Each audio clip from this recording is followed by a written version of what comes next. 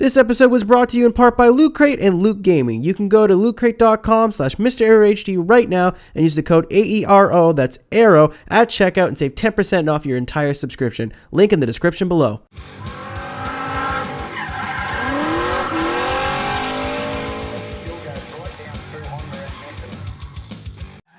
How's it going, guys? It's MrAeroHD here, and let's get something right off the bat. If you were with part of that little group that already saw this video today, I'm an idiot, and somehow I didn't post a commentary, or I didn't drag the commentary into the video track. I don't know what happened, but there was no commentary. So I was like, at work, I was like, well, maybe I'll just post a commentary into it later. I'm sure I still have it. Nope, already cleared my recycle bin, so I gotta re-record this. And that's why this video is getting out so late, and I'm very sorry. It's me, and I'm an idiot. That's really the only explanation. So we did a Supra. This was actually not really a request, but I sometimes when I'm bored, I'll jump into random Twitch streams. So if you are a Twitch streamer and you stream Forza Horizon 3 and you drift especially, you may see me pop into your stream every now and then. This streamer's name was LiquidNapalm. If you guys, I'll leave a link to him in the description. You can go check him out. Pretty fun, pretty decent streamer. He was like, oh, I'm struggling with my Supra setup and I really don't know what to do. And I was like, I got it, boy. So I randomly just went out and made a Supra just to see if I can get one that he would like.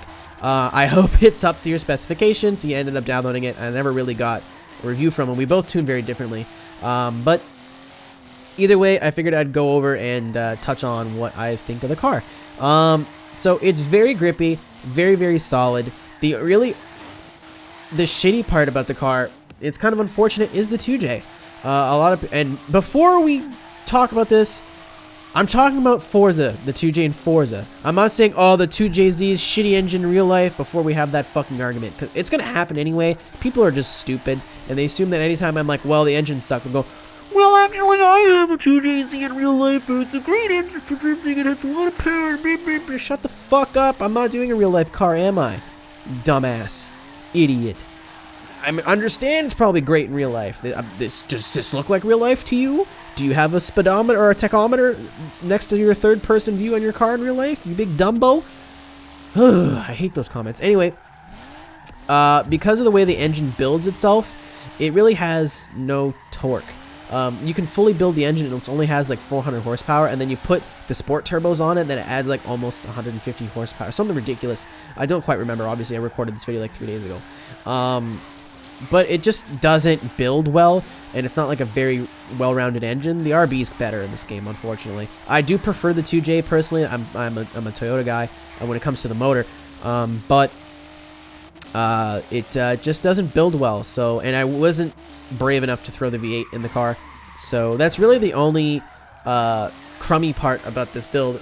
Is the engine is not as good as it could be, but the chassis is really well sorted. There's nothing really wrong with the chassis. It's got a really wide tire on the back. It's got a 315. You can go wider, but there's no point to go to the 345. You're going to have to run so much power. It's just unnecessary.